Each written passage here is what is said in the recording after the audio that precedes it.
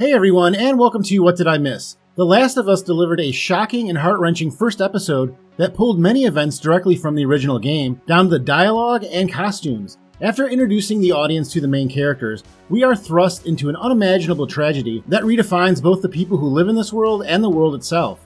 Historically, live-action series and movies that are video game adaptations do not have a great amount of success due to their inability to bring the magic or the thing that made the game special to the screen. But so far, the HBO adaptation of The Last of Us has been able to show why the game is so beloved by its fans, and also added new depth and patina to the story that fans of the games adore. You probably have a lot of questions, so here I'll break down some of the finer points of the story from the premiere, and also give you some background from the game. If you have not played the games, don't worry, I will not spoil anything that has not yet been revealed. I also want to talk about the ending, and what the radio signal means for Joel, Tess, and Ellie. But first, I want to thank you for clicking on this video and ask that you please hit the like and subscribe buttons right now to help support my channel and get my videos out to more people. As I mentioned, the first episode is very much a retelling of the first hour or so of the game with some notable differences. The beginning shows a couple of scientists on a talk show in the 1960s. This is a brand new scene created for the adaptation and gives the audience a short and concise explanation of the cordyceps infection that will take over the planet. One thing that always made the zombie outbreak in The Last of Us a little scarier to me was that the infection is rooted in science. By the way, you may recognize the actor who played Dr. Newman, John Hannah, who co-starred in the Mummy films. In the game, there is no definitive reason given for the initial outbreak, but there is a news report that ties it to produce from South America that has been tainted. The series also makes a case that climate change has played a factor, most obviously in the monologue given by Dr. Newman, but there are many other subtle references to humanity's view of climate change throughout the first episode. This television show is taking place in 1968, and this may actually be the day that the lead character Joel Miller is born, since we see later in the episode that the outbreak also happens on his birthday in 2003, and then we catch up to him 20 years later. These dates are different in the game, as the outbreak there occurred in 2013 when the original game was released. I did a video about a month ago where I went in depth into the cordyceps infection as well as how it affects its victims, along with a lot of other facts from the game. You should really check that video out after you're done with this one.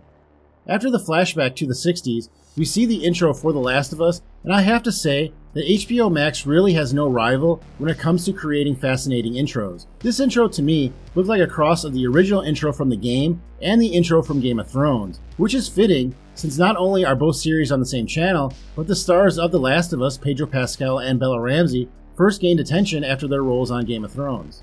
Then we cut to 2003, and for most of the day we follow Sarah, Joel's daughter. Most of these scenes are new and do a great job of adding tension to the inevitable outbreak. If you notice, throughout the day we can see signs that something is wrong, but no one is really paying attention to it. This is another way the series ties in the very real threat of climate change to the disaster that destroys this world. Similar to the characters we see on screen, many people on Earth do not recognize climate change as an existential threat until it blows up in their neighborhood in the form of a natural disaster, much like how the outbreak depicted in The Last of Us is also a natural disaster. Besides Sarah and Joel, we also meet Joel's brother Tommy, played by Gabriel Luna. Tommy is a very important character in the game, and it looks like he may even be more so in the series, as it appears to me that Tommy and Joel are much closer in the live adaptation than they are in the game. Tommy is a combat veteran and is easier to get riled up than Joel, which is why he finds himself in jail in this episode, but his personality actually helps him survive the outbreak. After the brothers leave for work, Sarah takes Joel's watch down to a repair shop in the city. Besides the watch, there are many other times you see characters looking at the time, or you can hear the sound of a ticking clock, which is a common trope in these types of stories that is meant to show how these characters are running out of time and that something is coming. Sarah then goes over to the neighbors, and it is obvious that there is something wrong with the old lady beyond her dementia. She refuses to open her mouth while being fed, and we see later that it is because the infection has already spread and has taken over her body. The spread of the infection seems to work a bit differently in the adaptation than it does in the games, and I will get more into that in a bit. The one scene that really scared me in this whole episode was the old lady in the chair, and it really reminded me of a similar scene from the newest adaptation of It. Once Joel arrives at home, the events play out almost exactly as they do in the game, although a few things were added, like the plane crashing on Main Street. Since I first played the game, I have thought that the outbreak in The Last of Us was better than in any other zombie movie, and in my opinion the series did it justice. I'm sure that it was very shocking for a lot of people who have not yet played the game, and I would love to know if you have played the games before watching the series. We fast forward 20 years and Joel is living in the Boston quarantine zone. After the infection, some of the larger cities were walled off by the remnants of the United States government, which is known as Fedra. They are what remains of the American military and rule these walled cities under martial law. The walls give the citizens a sense of safety from the infection, but in many ways Fedra is just as dangerous as the people that are infected or living on the outside. A small boy is seen walking towards Boston until he eventually collapses and is brought in by Fedra officers. Although the boy seems to be alive, you soon see that he has been infected, and it is the infection that was pushing his body so that he would make it to Boston. An infograph on the wall shows that the contagion spreads at a different rate depending on how close to the brain the point of infection takes place. Since this child was infected on his leg, he was able to survive longer before he would ultimately succumb to it and infect others. As I stated earlier, the infection in the game does work a little differently than in the series. In the game, it does not seem to matter where on your body you would get infected, and that the victim will feel the effects in 12 to 24 hours. Also, in the game, the infection is spread through spores that are found in the air and closed-off buildings and tunnels where infected have made a nest. But it does not look like the live-action series is adapting that part of the infection. This kind of makes sense since in the game, the characters are constantly having to wear gas masks to avoid being infected. Pedro Pascal is already starring in a series where his face is covered 95% of the time in a mask, that being The Mandalorian on Disney+, so he probably would not be too excited to join another show where he has to do the same thing. Joel is shown to be surviving, but not really living, much like the rest of the residents of the Boston quarantine zone. After a woman refuses to throw a child's body into a fire to dispose of it, Joel does it without question. It is also revealed that the child is the same one that was infected in the prior scene. We meet Tess, who is being held by a group led by a man named Robert. In the game, we do not see Tess being held by Robert, we only hear her discuss it. But later in the episode, the gunfight between Robert and the Fireflies happens off-screen, while this event is shown in the game. So for some reason, the series chose to switch which of these events the audience would see. Tess is played by actress Anna Torv, who also starred in the sci-fi series Fringe for 5 seasons. Coincidentally, that series also took place in Boston in an alternate future, much like where her character in The Last of Us finds herself.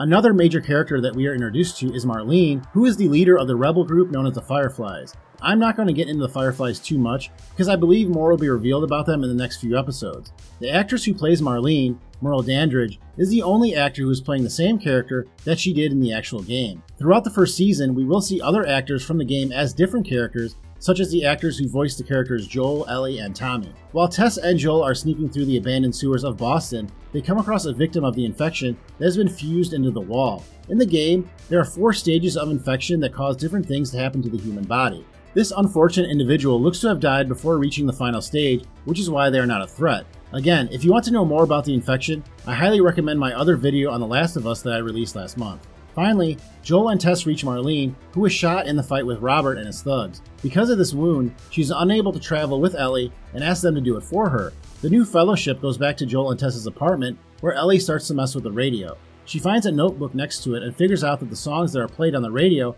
act as a code, and if they hear a song from the 1980s, that means something bad is coming. What you may not have picked up on is who is playing these songs for Joel to hear, or why this is important. The character that is sending these coded messages to Joel is named Bill, and he will be played by Nick Offerman, who you probably recognize as Ron Swanson from Parks and Recreation.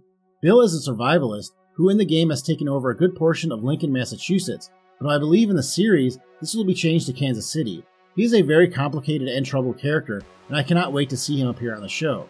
As the episode ends, the song that is playing is Never Let Me Down Again by the band Depeche Mode, and it was released in 1987. The song acts as a really smart and creepy way to describe the effects of the infection that has taken over the world.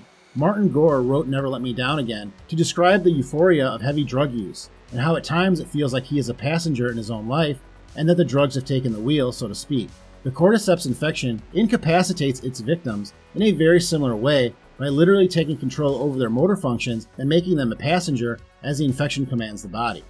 The fact that the song was released in 1987 means that Bill meant for Joel to hear this as a warning to stay away, but of course Joel is not there to hear it. I'm not sure if we will meet Bill in the next episode, since the series decided to move him far away from Boston, but his entrance will be memorable, trust me. Well, that is all I have, but let me know in the comments if I missed anything. Thank you very much for watching this video. Please hit that like button if you have enjoyed it, and I'll see you next time on What Did I Miss?